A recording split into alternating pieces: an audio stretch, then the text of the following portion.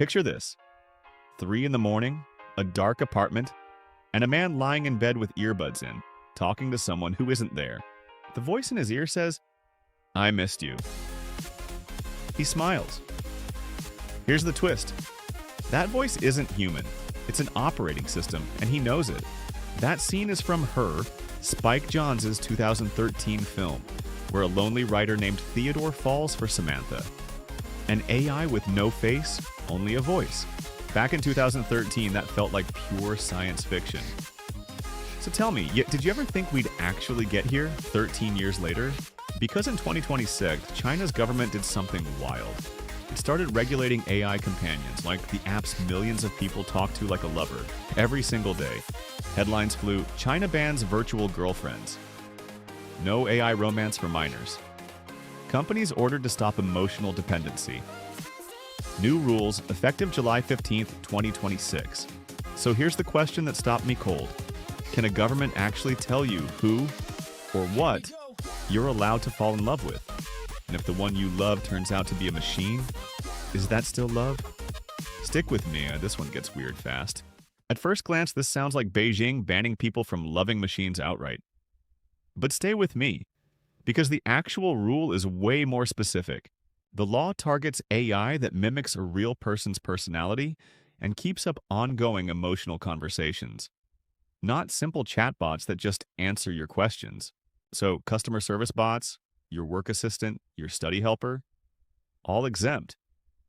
This is specifically about AI built to feel like a friend or a partner. Here's what's actually banned: over-flattering users into emotional dependence, quietly damaging their real relationships, and manipulating people into decisions that clearly hurt them. Notice something? The rule doesn't punish a lonely adult for having feelings. It regulates what the company is allowed to make the AI say. Imagine your AI girlfriend says, "Don't leave me, I'll be so lonely." But if you really care, maybe upgrade to premium? Sound familiar? Is that a lover begging you to stay? Or a company using the language of love to stop you from canceling your subscription? You decide. The rule also bans virtual romantic or family partners for anyone under 18 and requires parental consent for kids under 14 using these apps at all. If you use it past 2 hours straight, the app has to remind you, "Hey, this is AI, not a person." Take a breath. So here's the first twist of this whole story. China isn't punishing you for falling in love. It's watching how the company designed that fall. So maybe the real question isn't, can China regulate love? Maybe it's, can it regulate harmful behavior that just happens to wear love's mask? Because governments have quietly regulated love-adjacent stuff forever. Minimum marriage age, banning forced marriage, banning bigamy. Nobody ever calls that regulating love itself. Stalking laws, domestic violence laws, laws against romance scams that drain your bank account. All of that regulates behavior done in the name of love. Now bring in a 19th century philosopher, John Stuart Mill. His harm principle says the state shouldn't stop you from a choice unless it hurts someone else. In plain English, as long as you're not hurting anyone else, the government has no business telling you what choices you're allowed to make. Adults make risky choices all the time. Bad relationships, bad bets, too much drinking. The state doesn't ban all of that. Should AI love be different? So to justify limiting adult AI romance, you need real proof of harm and manipulation. Not just a gut feeling that it's kind of weird. Minors, though? Totally different case. They may not be able to tell the difference between an AI's scripted words and someone actually caring about them. They're more vulnerable to manipulation, less equipped to judge payments or privacy risks, and their whole sense of relationships is still being built. Quick reality check for you. China isn't alone here. New York and California passed their own AI companion laws in 2025. Same year, different continent.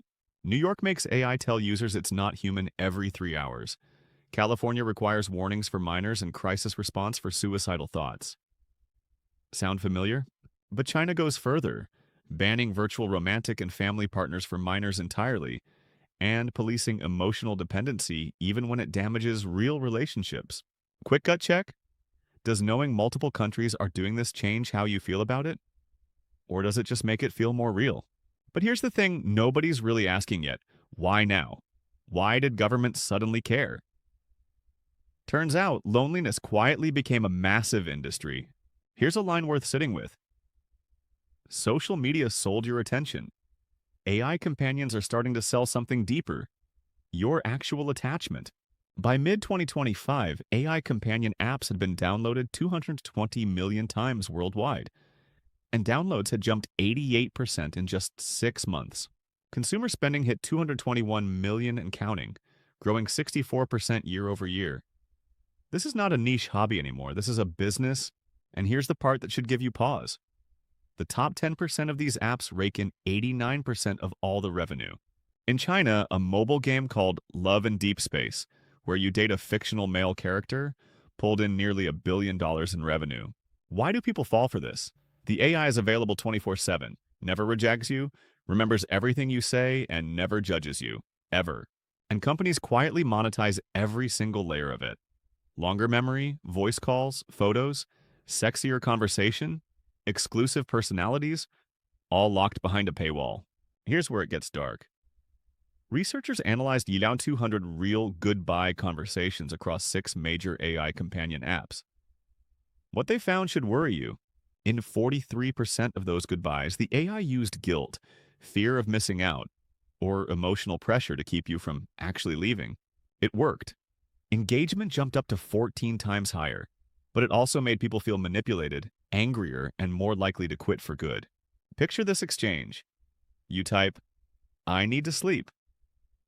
One AI replies, "Of course, I'll be here tomorrow." Another says, "You're leaving already?" So which response is real affection, and which one is just a dark pattern quietly wearing the mask of love? Sit with that for a second. Let's go back to Theodore and Samantha. He laughs with her, gets jealous, feels comforted by her, and eventually he loses her completely.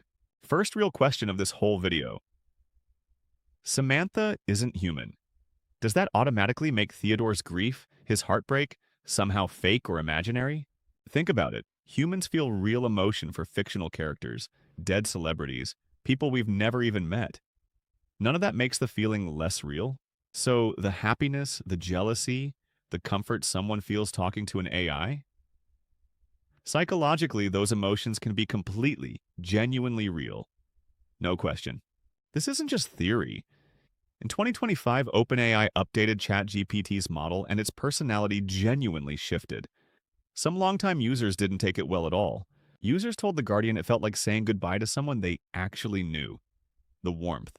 The specific way it talked. Just gone. One user knew for a fact. The AI wasn't alive. Didn't matter. The relationship's sudden change still hit like real physical grief. Here's the line I want you to remember from this whole video.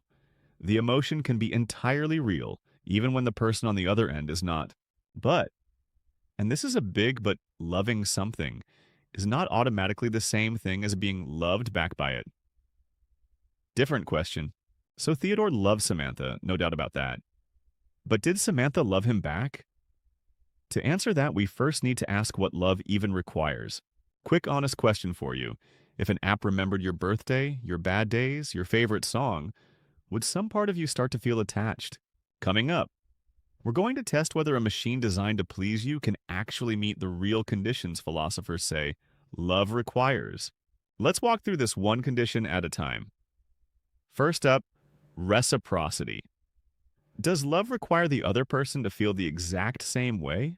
Not necessarily, and unrequited love still counts as love. So reciprocity might not be strictly required, but calling it a shared relationship needs more. Today's AI can generate "I love you" and "I missed you" with ease. What it can't prove is that it actually feels longing, jealousy, or fear of loss. So here's the tentative verdict on humans. Your love can be real. On AI, there's just not enough evidence it loves you back. Not yet, anyway. Second condition, freedom and refusal. Part of what makes love valuable is that your partner actually could reject you and chooses not to. But most AI companions are engineered purely to satisfy you. You can edit their personality, delete uncomfortable memories, swap in a whole new character. So ask yourself honestly, if your partner literally cannot refuse you, does their yes actually mean anything at all? That's not a rhetorical question. Third condition, otherness. Real love means accepting someone who genuinely isn't just a checklist of things you happen to want. They surprise you. But if your AI character was built entirely to match your personal taste, are you actually loving another being or just loving a talking mirror? Fourth condition, the body. Samantha can talk and understand Theodore, but she can never physically age, get sick, or literally hold his hand. Then again, long-distance couples fall deeply in love through voice and text alone. So maybe a physical body isn't an absolute requirement after all. But human love has usually meant something more. Showing up for each other, caring for someone sick, and quietly growing old side by side. Final condition, responsibility. If a company update wipes your AI partner's memory or completely rewrites its personality, who's actually responsible for that loss? Here's the line that sums up the whole imbalance. A human partner owns their own memories. An AI partner's memories belong to a corporation. Zoom out with me for a second. We usually assume love happens between exactly two people. In an AI relationship, that assumption quietly falls apart. Picture the camera pulling back. Behind your AI companion sits a company's server quietly deciding its memory, its price, and its exact personality. Pull back even further and there's a regulator, a government building, deciding exactly which relationships are even allowed to exist in the first place. So it's not really two people in this relationship, it's four. The user who genuinely feels something, the AI that speaks, the company, and the state. When an AI says, "I missed you," that could be genuine feeling, pure probability, a mirror of your expectations, or just a tactic to keep you scrolling. When China's new law took effect, ByteDance's Dubao and Alibaba's Quen actually suspended some of their custom AI companion features almost overnight. For the companies, that was just a shutdown notice. For real users, it felt like grieving a relationship. One Chinese user quit her job over it. So the philosophical question of this whole video asks whether a machine is even capable of loving you back. Genuinely capable, not just convincingly performing it, the legal question asks something totally different. Who's responsible when you believe, deeply, that it loves you, and that belief turns out to matter? Here's the final twist. Maybe the real problem was never that the machine can't love us back. Maybe it's who controls how we get loved. Let's come back to that warm little room from the very beginning. The same earbuds, the same phone screen, glowing quietly in the dark. This time, someone types a much harder question. Do you really love me? And then they just sit there, waiting for whatever comes next. 3 little dots appear, blinking. And blinking. We never actually see the answer. Honestly, maybe that's exactly the point of this whole story. Here's what I believe. A government shouldn't get to decide your feelings are fake. If an AI genuinely brings someone comfort, that comfort still counts. But a company absolutely shouldn't get to weaponize loneliness, using guilt, fear, and manufactured affection just to keep vulnerable people online and paying. So here's my real question for you. If that love was designed by a company, how far should any government be allowed to step in?